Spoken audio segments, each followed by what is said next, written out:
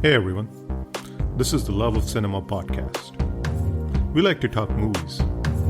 If you like to talk movies too, you come to the right place.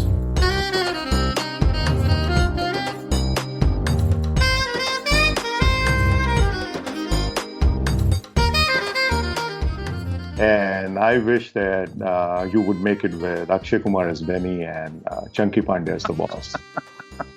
What do you think about that? I would love to know what they thought if they at all heard this podcast ever and they knew what the film was. Great. When it comes out, I'll try to tag them and see if they respond. Yeah, the smelly head, stinking, buzzing with flies, lying in the next seat, next to Akshay Kumar. Yeah, good luck.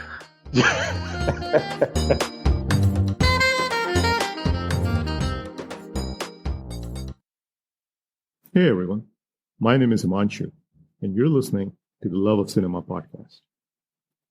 Thanks for tuning in to the second episode of Love of Cinema podcast. First things first, I would like to thank everyone who provided feedback after the first episode. Any and all feedback is much appreciated and will help me tremendously. So thank you again for all your comments and suggestions. Having said that, let's get on with our episode today. In the previous episode, writer-director Atul Sabharwal spoke to us extensively about Powder and AURANGZEB. If you haven't listened to the previous episode, I would recommend you listen to that episode prior to this one, so that you can catch up with the earlier conversation. Today, we're going to listen in on part 2 of my chat with Atul Sabharwal. In this part, we chatted about his short film Midnight Lost and Found and his documentary In Their Shoes. We also chatted about film appreciation in the wake of the Me Too movement. Is it possible to separate the art from the artist? How do we approach appreciation of a filmmaker's body of work in the wake of allegations leveled against him? Filmmaking is a collaborative art, making it that much tougher to blacklist a particular film or films associated with a filmmaker. How do we deal with that? We also discussed restoration and preservation of Hindi films. Is there anything we as fans of Hindi cinema can do about it? Lastly, I also asked Atul about his advice for new writers and directors. He had some great advice. And now, without any further delay, here's part 2 of my conversation with Atul Sabharwal, picking up from where we left off in the last episode. All right, let's move on to Midnight Lost and Found. And here, Atul, I got to tell you a story as to how I discovered Midnight Lost and Found in your Vimeo channel. So a few years ago, I watched Walter Hill's Driver for the first time. And it struck me that the opening car garage scene from Feroz Khan's Kurbani is essentially a reworked version of a nearly identical scene from The Driver. And, I said, surely I cannot be the first person to have discovered this. So let me try Googling this. So I tweeted about it, and then I started Googling this. And for some time, I never found anything. But, I was really curious, and for some reason, I was fascinated by that scene and the parallel. And so I was trying to find out again if somebody had, touched upon this. And sure enough, on your Vimeo channel, there is a video about it. And that's how I discovered your Vimeo channel, and that's how I discovered your short, Midnight Lost and Found. Okay. And by the way, just one side question. Ryan O'Neal and Karan Kapoor, same guy, right? They gotta be. Yeah. All right, so let's talk about Midnight Lost and Found. Again, for folks who haven't seen this, this is a great short. It's available on Vimeo, on Atul's Vimeo channel. The title is Midnight Lost and Found. It stars Geetika Tyagi and Deepak Dobriyal. And like I was saying before, your writing, it really kind of provides something different for great actors to really fly. And, we get to see that here with Deepak Dobriyal. I mean, again, what an actor. And he, I think over the last few years, we have seen a lot of him, but, he hasn't really received kind of encore where, he can really fly with the material. And I think Midnight Lost and Found is a good starting point for folks if you really like. I don't think that many people have seen this short, right? Because I don't think, I haven't seen anything on social media or anywhere people have mentioned about this. So I would definitely encourage folks to see this. Atul, tell us a little bit more about this short. And is this your kind of a love letter to comics or superhero graphic novels? This short, it came out of a real incident. Oh, And there wow. was a Okay. time when I was struggling to make my first movie that wasn't going anywhere, although I had a star at that point, Abhay Deol, whose films had succeeded, but whatever had succeeded for him was in a comedy genre or in a fun space, whether it was Devdi or Oe Lucky, and so everybody would call me for a meeting that, oh, he's announced that he's doing a film with you, so we would love to hear it. And I would say, this is the budget, and say, wow, that's even great if this is the budget. And then as I would sit down to narrate the story, they said, but it's too dark. I said, yeah, but that's the thing. I said, no, but he works better in comedy. This those is too words, serious. it's too dark. Yeah. So, I mean, by the end, I'd started saying, have some extra lighting budget, so we put more lights. So you can shed some light on it, right? So it was that phase of frustration. Powder was still getting written, and nobody knew whether it will get made or not, whether it's just a writing exercise which will hit a stone wall or not. And I was walking back home one night, late night, and Bombay has these 24-hour pharmacies, and I had Right. stopped to buy a bottle of water, I think. And I saw this exchange between the girl and the chemist. And, from the attire, I mean, I can apologize for being judgmental, but from the attire, she looked like as if she's in a sex working profession. And they were discussing certain things, and I saw the camaraderie that was there over the stuff that she was buying. And that became the sort of starting point for the film. Like, if this was the relationship, every night a girl would stop to buy, a prostitute would stop to buy condoms, a street walking prostitute with a kick from a chemist. And over the course of time, how would it evolve? So I wrote, I think I came back and that night itself, and I just started typing it out, and the 20 pages, that 20 minutes of that film was done. Right, in that sense. And did you already know Dobrial? Had you worked with him before? And how did he become part of this? No, I didn't know him. So I had, between my friends at that point, there was Hani Trehan, who had done casting for 1971. He knew him very well. Right. Hani's now directing his first film with Radhika Apte and Nawaz. And I knew Vikram in another context. Even he was struggling to make Udan, very good friends. He had already made one shot as a director and had shot one short film as a cinematographer. So I was in this gang, who were all doing their own short films. And for the time there was no idea that I had. I couldn't think short format at all. And then suddenly this came around. So they all just, gathered around to help me out. So Vic became the cinematographer, and Hani introduced me to. I actually spoke to 2-3 other actors before zeroing on Dobrial, but it was through Hani that I knew Deepak. And I see. Okay, great. And let's move on. I know we're running late, Atul. I hope I'm not keeping you, and I hope that we can spill a little bit over time than what we had agreed upon. But now let's talk about your documentary, In Their Shoes. Would it be accurate to term this as one of your most personal works? Because this is about your family's business, correct? Exactly, yeah. And so I was reading about this, and unfortunately, I haven't completely seen this. I started watching this on Netflix. I never finished it because I was watching it during the day when I was supposed to be working. But so I haven't seen it completely, but correct me if I'm wrong. So your family has been for generations in the business of shoemaking. Is that correct?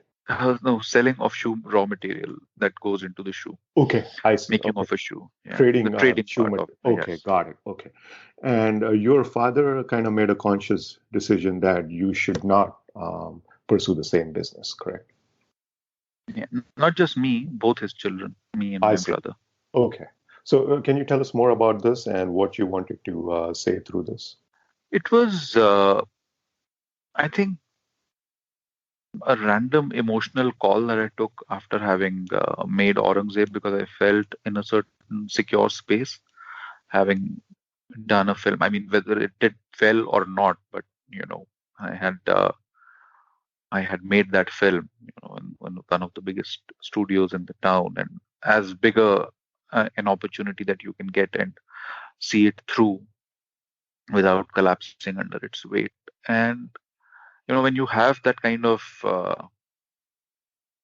lightness about your head, that you've seen something through, then certain emotions which were previously buried under, they just start to surface. And I was also spending some time there as a holiday with my parents, going around, and I realize I'm very emotionally attached to the shop, that from where they operate even today, Right, right. Understandably, right. because You grew up around it. uh, I've spent a lot of summer vacations there. I've gone there Right, only makes sense. casually, but right from the age of 4, I've been going there. So, it just, when it bubbled up, I realized that, and there was a point where I was seriously chasing my father to let me into the business, because it felt like a good escape from studies and everything. And he was hell bent that, no, no, no, you should study, if not anything else, just prepare for chartered accountancy. And so, yeah, so one success in that academic thing, and I went off. But it was a whole thing of, what if he had not pushed me, and if he had, like other fathers, allowed, or have been happy about his own children taking his own business further rather than finding their own path. So it just came from that what if, and to ask him on camera why. Why did he choose to do that? Interesting, very interesting, very interesting. Yeah, I need to watch this again. I haven't, like I said, I didn't finish this last time. I'll definitely watch it again. Maybe I'll have some more questions after that.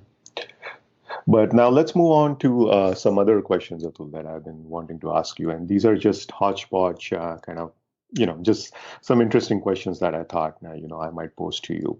Now, who did you assist during your early days in Mumbai, and what did you learn from them? Assist as in a directorial assistant. I didn't. When I came, I had two choices in front of me, that I can go around pitching myself as assistant director because I wanted to direct. So that's one way of, that's one ladder you can hope to climb, like the junior most assistant, and then the Right, middle level assistant, then the chief, and then being the director. And the other ladder was that, you write and then you become the writer director, or become the director from that route. And I sure, had already started writing when I was still in my hometown, because I also had the privilege of internet, which was a new thing, but you could download a script and you could read it. So, you would know what a script looked like. And a friend of mine, while I was still in Agra, had gifted me Kieslowski's Three Colors. oh, awesome.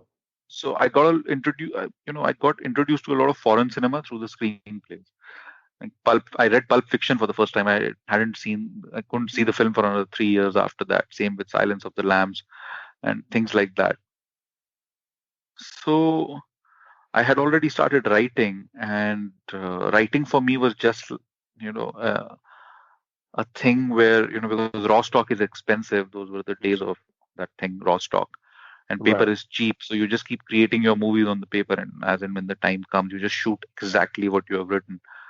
Uh, so and I just wanted somebody to pick up whatever I had written, just so that I can then legitimize myself in saying Sure. that yes, there is some value, visual value in it, Right. and just see how somebody else would interpret it visually, and do it on the set. So whatever I had written, I prefer to be on the set for that, even if I'm just standing in a corner and watching it.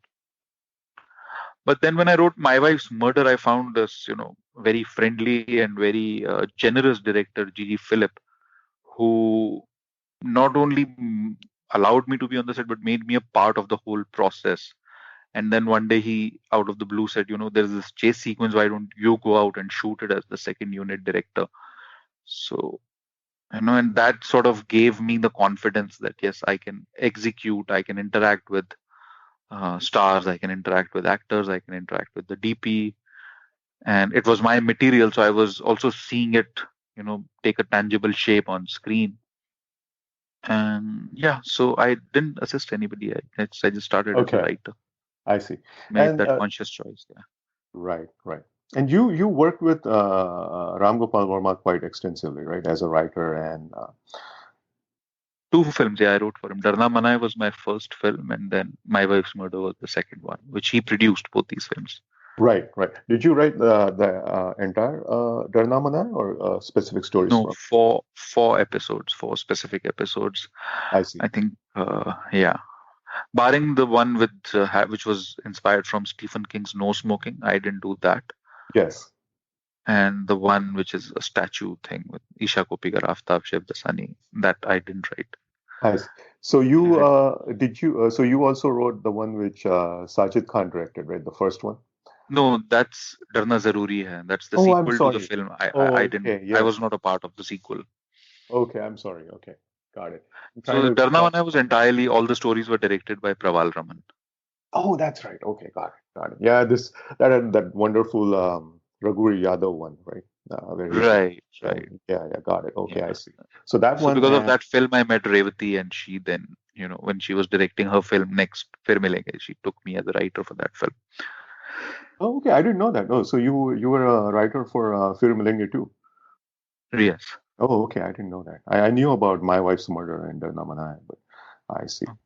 And we forgot to talk about My Wife's Murder, but again, that's I think one of Anil Kapoor's best performance. I mean, and again, those are the kind of movies that I keep on thinking that they're just a little bit ahead of its time, and kind of commercial success matters because people, that instills confidence in the producers, right? I mean, probably this way better than I do. So, but it's critical acclaim is good, but commercial success is important for kind of bankrolling the next projects, which might come in a similar. I mean, back in the day, there was no critical appreciation also for any of this. Oh, really? I thought My Wife's Murder was fairly well critiqued, right? No, I don't. At least not in my memory. Not from the reviews that I have. I'm sure that you know better. Yes. I love that film. I mean, I was a big Ramu Factory fan, and I remember when these movies, I had just started working, and I just started making money. So I used to go and watch. I've seen pretty much every Ramu film or that had Ram Gopal Verma as a producer on the big screen. So yeah, and I loved most of them too. I mean, maybe I might be the only person that even liked RGV Tyag. So me. Same. Did you like it? Okay.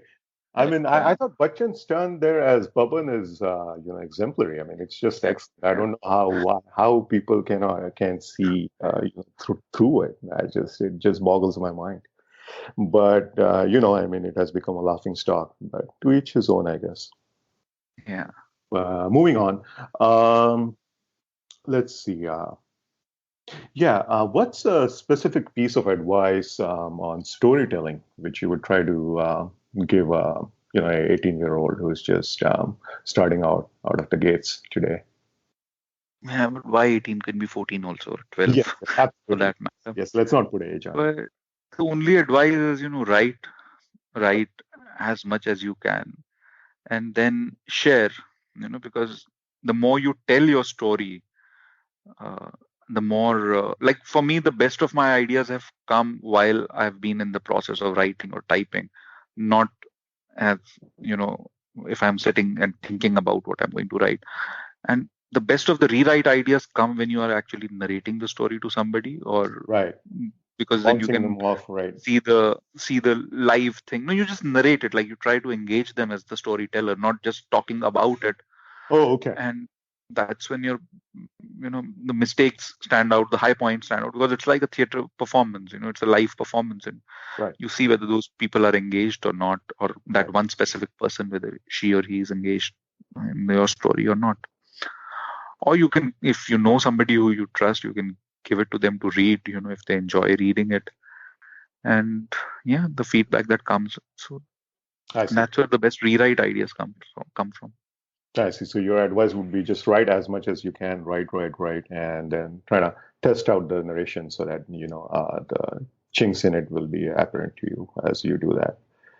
Yeah. Great. One film that you would love to remake, given a free hand with everything, the budget, the cast, everything. What's your dream kind of a remake project? I mean, I can tell you the first film that struck me as something that I would like to remake. Yes. I don't know of all the lists, because that's the only one, if somebody asks me for a remake, that sticks in my memory. Sure. So around the 80s, back in the day when there were fewer releases every week, like there was not necessarily a movie releasing every week, so the theaters would rerun an old film. Right.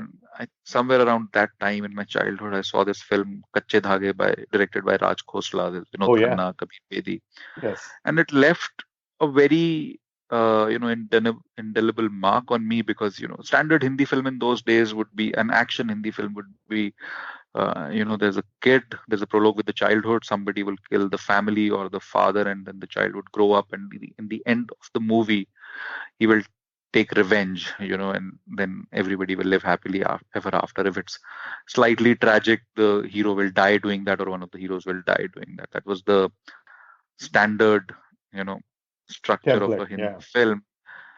So Kache Daage, as it began, again a prologue with the childhood, and the villain's testimony gets hero's father hanged, and the mother swears that one day he will take revenge, and then the credit sequences begin and the hero is growing up. So you think, okay, this is the movie that will he will take revenge by the end of the film, and then the credit sequence ends, and the hero, who's now grown up, Vinod Khanna, male star of that time, just shoots the just shoots the villain, so he's dead like in the first 10 minutes of the film. So you wonder Right. what's the agenda.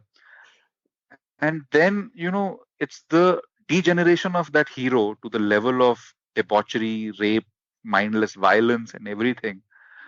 Because he doesn't know, now that he's taken the revenge, what should he do with his life. So he just hits the rock bottom with that. And that, seeing it at that age, it just felt very dark and interesting.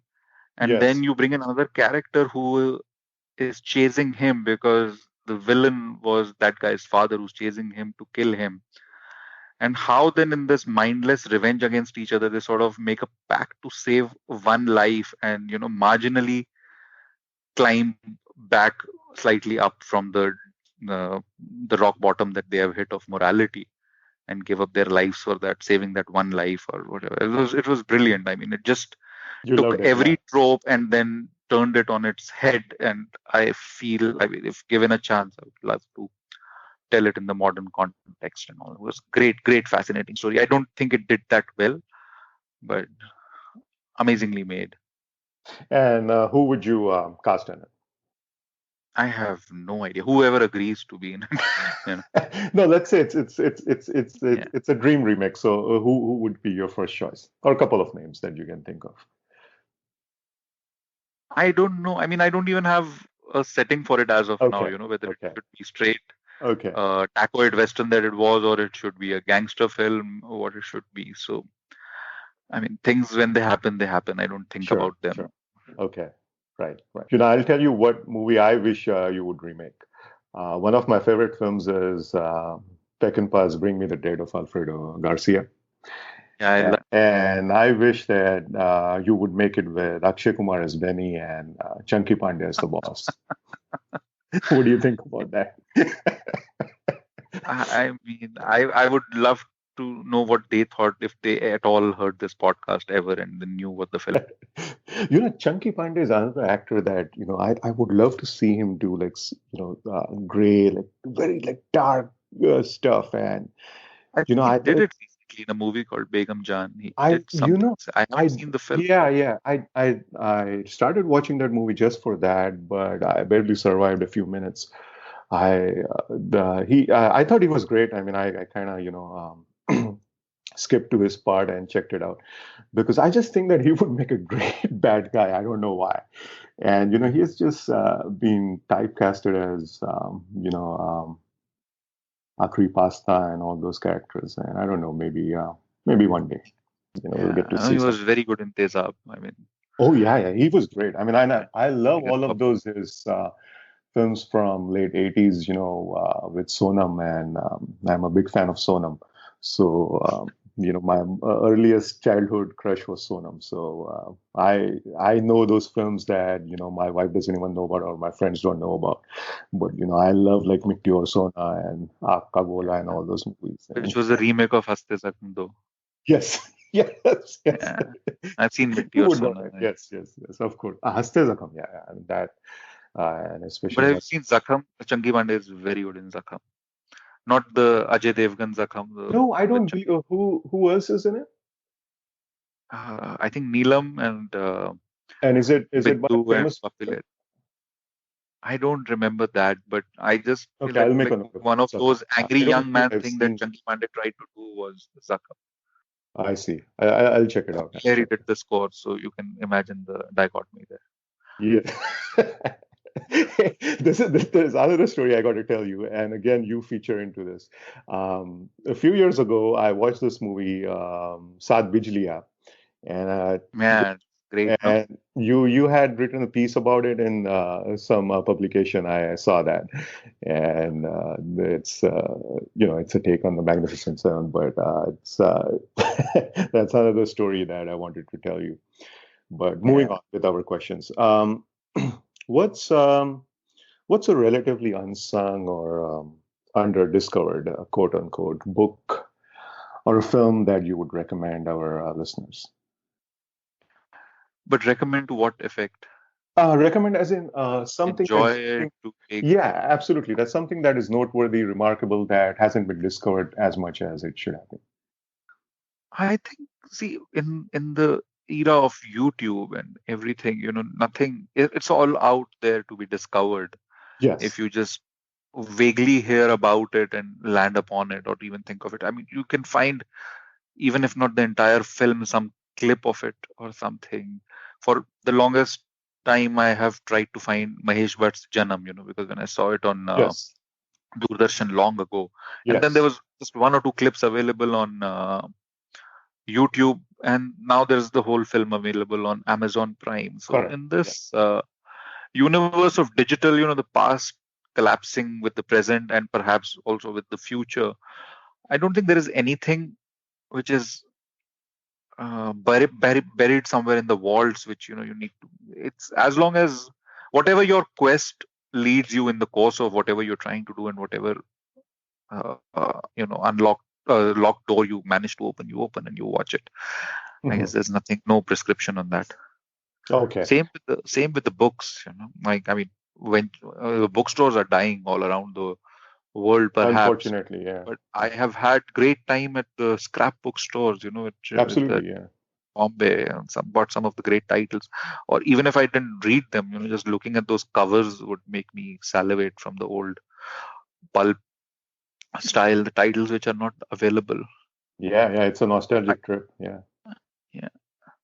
And as Any long as that is your quest, I'm sure you would find. If it's not your quest, then why even bother with what I would recommend, or with what you would recommend, or somebody else would recommend? right.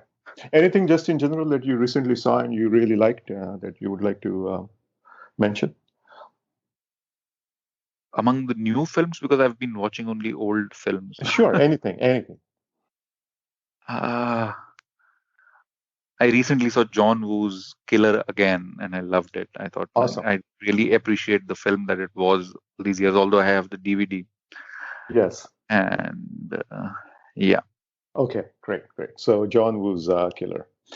All right. Moving on. Now, I wanted to get your thoughts on in the wake of Me Too, can we separate the art from the artist? And it's something that I've been struggling with, and I'll give you an example. But I wanted to get your thoughts on that. Like, how does it change our appreciation of a filmmaker or his body of work, his films, if there have been allegations that have been leveled against them and proved and maybe not proved, they're still under investigation or what have you. And can we just stop watching those films, or can we single out that particular filmmaker and just say, we're not going to talk about it, we're not going to quote from those movies anymore? Is it fair towards the rest of the cast and crew who contributed to the film? Because film is a collaborative art medium, right? And it takes a village to make a film. And is it fair if we just try to, like, quote unquote, kind of, completely boycott those films? What are your thoughts on that? Like, how do you go about appreciating films? Like, there are examples like Polanski, and I'm sure that they're in Hindi film industry too. So can I put it in context and take some time with this question? So yeah, please. By all means, go ahead. So, the place that I come from, the hometown that I grew up in, falls in the state of Uttar Pradesh, and that place is very high on the crime rate.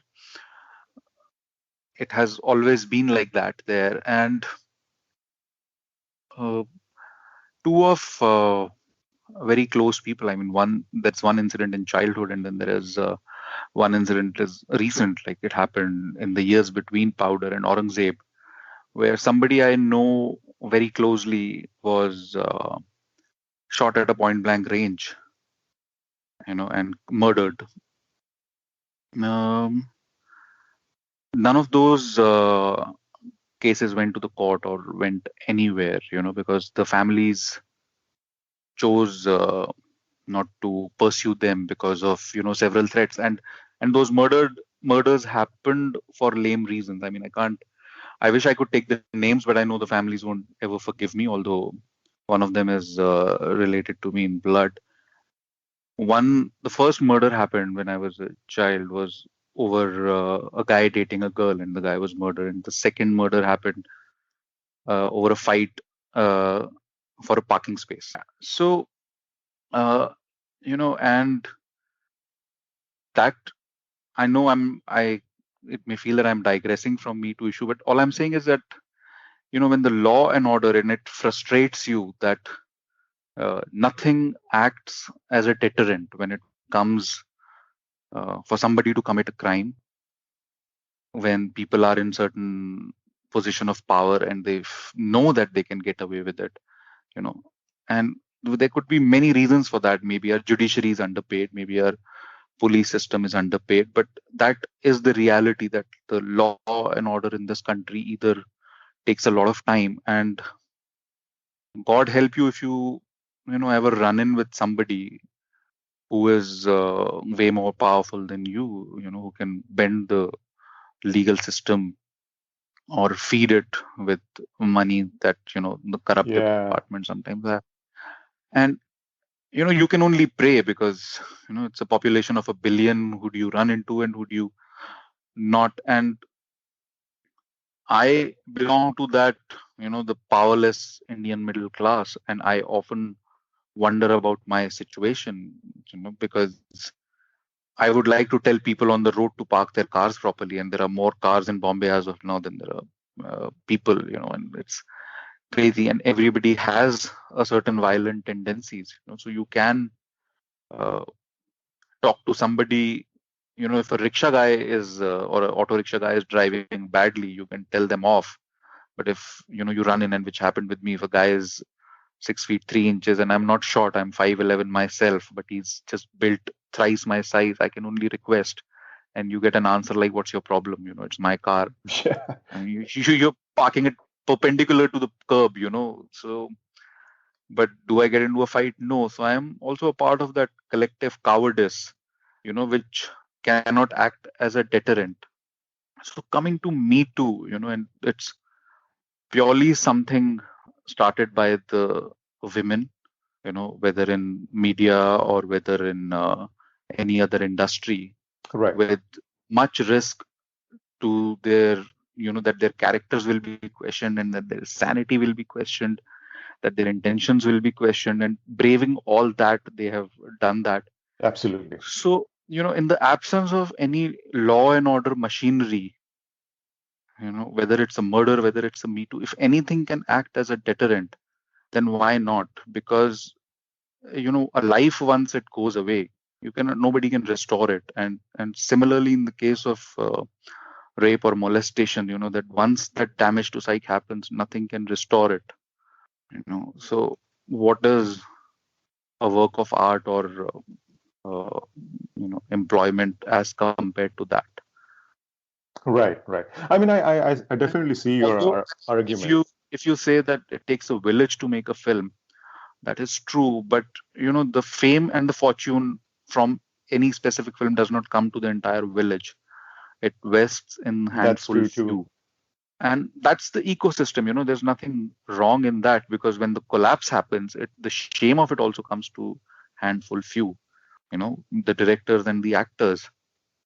So it's not a patriarchal system that anybody has created. It's just the way it is, just the way mass responds to movies or to media or to dance shows or to the news, the way they are created. The news anchors are very popular. The dance show hosts are very popular. Television hosts are very popular, and there's a village behind them making those shows happen.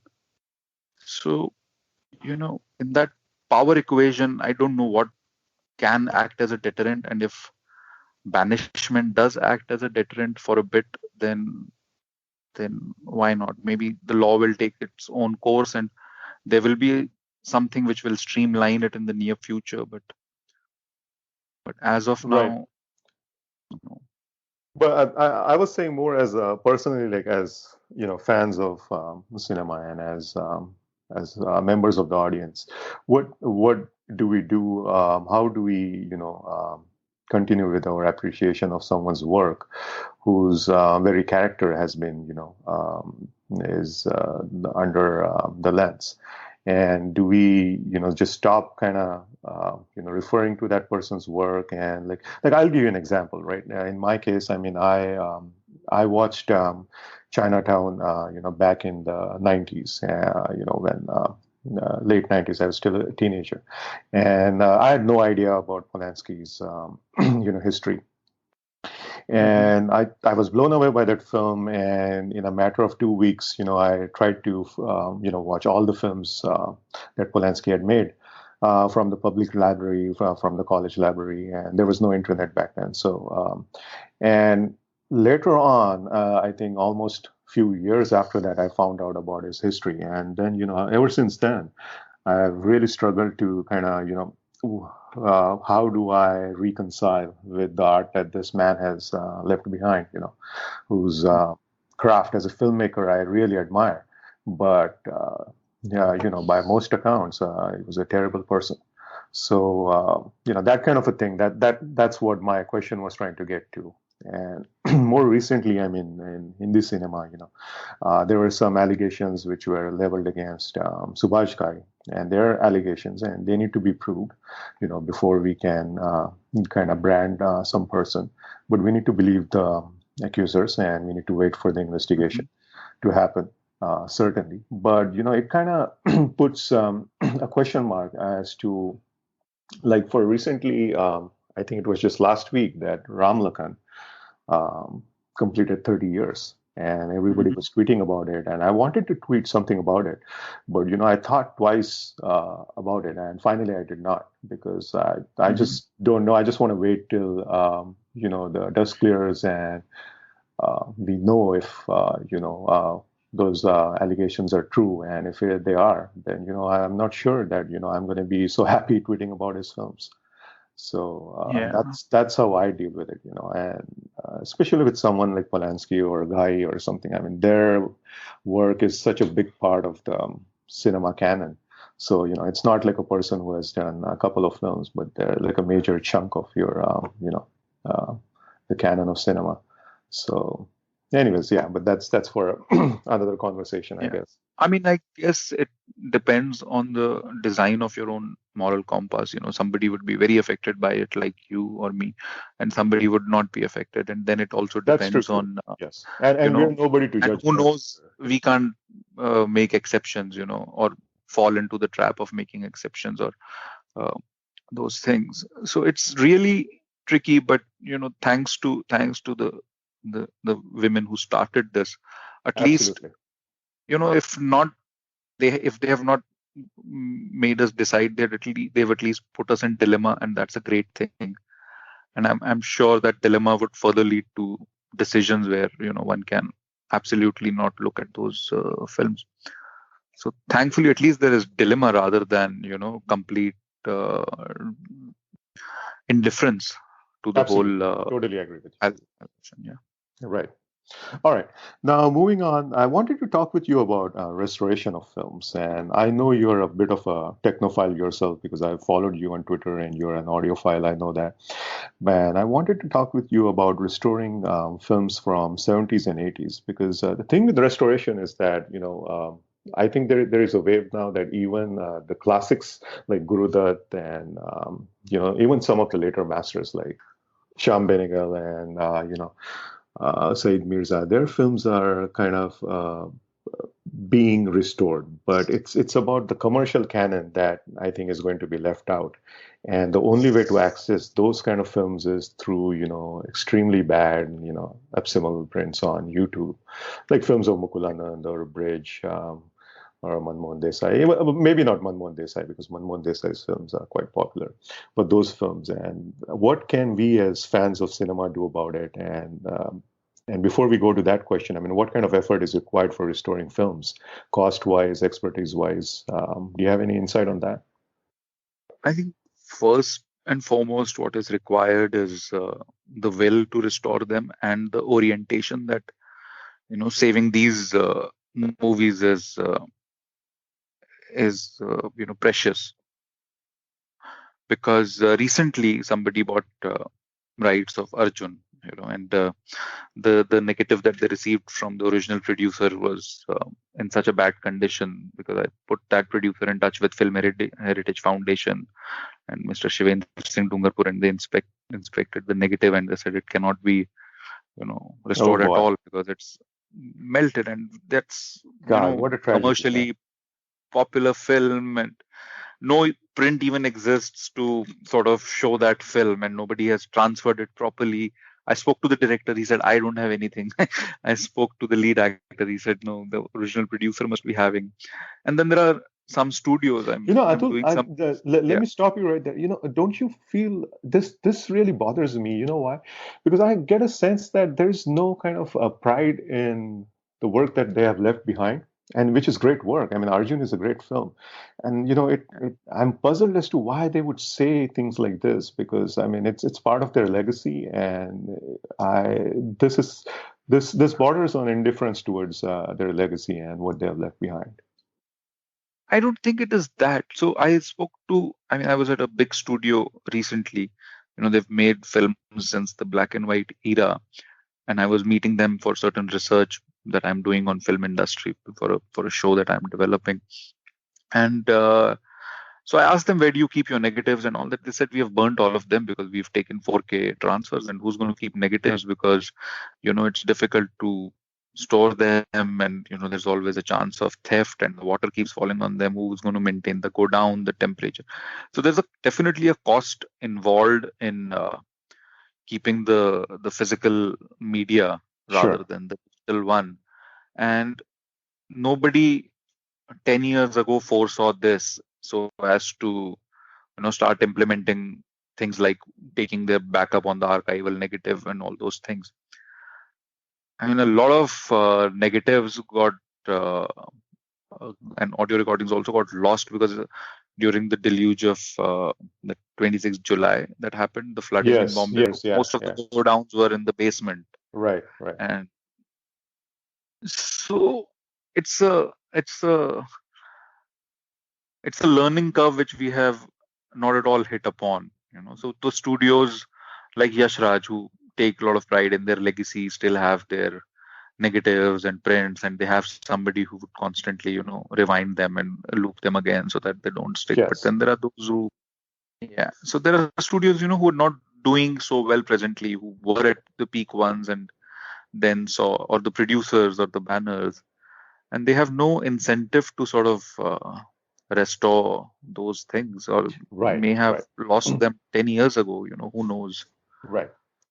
I mean, there has to be the one commercial monetary incentive that I can see now, which might kind of spark an interest in doing this, is that all these streaming giants, they're going to buy the rights for these classic films, right? I mean, that Amazon is already doing. But Netflix. are the streaming giants doing proper QC? They are not. If you see Joshile on Yes, Amazon, but as flop or as bad a film that may be, but it was shot in gorgeous cinema scope, and right. all you get to see is a frame which is cropped from top, bottom, left, right. Absolutely, that's a travesty. But but that depends on what was the stock that they got, right? I mean, in the first place. I mean, what Yeah, are of they course. transferring it from? I mean, so I'm saying if they reject it, that no, this Yes, cannot go on, yes, then and somebody I would totally be agree with you. motivated Yes, enough to yeah, find the negative. You can yeah. always reject it so that somebody gives you a proper transfer, finds that negative out, and Absolutely. restores Yeah, it. yeah. I think, I mean, to your credit, to that argument's credit, yeah, absolutely. I mean, I know that recently there were some instances with Amazon where somebody actually sold them a bootleg version of a latest Japanese film. And that was a big controversy. And there are no kind of guidelines or Yeah. standards that are No, in also, place I mean, to with check my what grouse, you're getting your with the hands on. digital, I guess it's still a work in progress as to towards checking what kind of print you're getting your hands on. I Well, doubt, I what's doubt that that's a work in progress, because my other grouse with the streaming platforms is that even the films which are in good visual condition, which have proper, they have changed all the 4:3 aspect ratios to 16:9 just to fill up the screen.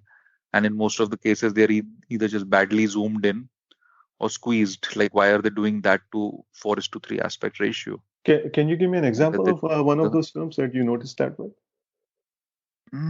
Masoom on Amazon, Masum? Chashme Okay, Badul. I'll You check see it out. Okay. any Indian. See, we never had 1:1.85 in this country. I mean, I'm not Right, even aware of those films. right, So right, either it was Academy ratio or it was anamorphic. right. And 80% of the stuff which is on Amazon or Netflix or any other streaming service as of now, they just zoom in and make it 16:9, Yeah, it's terrible. and it Yeah, looks bad right, because all the framing goes for a toss, the headrooms go for a toss, and there's just no joy. right, right. So, so in terms of the effort that is required, or the kind of the logistics, I mean, first you need to have the rights for the film, right? And what else is required? I mean, how does one go about that? For restoration or for Yes. streaming services? No, for restoration. I don't think you need to have rights for restoration. You can tie up with the studio, make it a mutually beneficial thing, because at the end of the day, what you're doing is you're making that asset more exploitable for posterity. It gets its own longevity. So, for example, the studio who has taken a 4K transfer and has burnt all their negatives, what are they going to do when the 16K comes in? Right. Everybody thought 4K is the ultimate, and that's it. There needs to be vision for the It's future. a restoration service if it tells them that in the future. It's just a matter of orientation and educating and making them see it as a mutually beneficial thing, that yes, it preserves the heritage, but it also makes the asset exploitable in the much longer run. Mm-hmm. And any idea what kind of figure it might be cost-wise in terms of restoring a film? I honestly have no idea, but Mm-hmm. you must speak with Shivendra Singh Dungar from Film Heritage Foundation. He's a very I would love to. I mean, if I can get a hold of him or if somebody can connect, I would love to. I mean, I loved the documentary that he did, the Cellulite Man. Absolutely, Mr. big fan of. Pekin, yeah. I'll share his email with you. I'll introduce you to on the email. Oh, that would be nice. That would be nice. Thank you. Great, great. And so I can't let you go without asking you what you're working on next. And I think you already mentioned that you piqued my interest there definitely by saying that you're working on a show about the film industry. So can you tell us anything about that? No, because it's all bound by Okay, tight sure, I confidentiality things understand. here and there. But in Okay, due course, of course, okay, okay. And when can we expect to see this? Like, what's the time horizon for this? I have no idea. Everything just takes so much longer in certain genre to turn around. Yes, So I always hope it's 6 months down the line, and then then I get right, proven right. wrong. So let's see. I mean, let's see. Sure, sure. Well, that sounds great. And I hope I'm one of the first people that you will be able to share it with when you're ready to share Sure. about. I would love to hear what that is about. Atul, thanks a lot. I really appreciate your time. I know we went way over our allotted time that we agreed upon. But this was a great conversation. I really had fun chatting with you. And like I said, Powder is one of my favorite shows, and I'd been wanting to do this chat with you for a long time. And I'm just glad that we finally found the time and you were able to come on the podcast and talk with us. Really appreciate it. Thank you so much for having me. Thanks, Atul. That was the second and concluding part of my chat with Atul Sabharwal. I'd been wanting to chat with him ever since I saw Powder for the very first time in 2010. So glad that I got a chance to do so. Hopefully you too got something out of it. Next week, I'll be bringing you my conversation with writer and editor Apurva Asrani.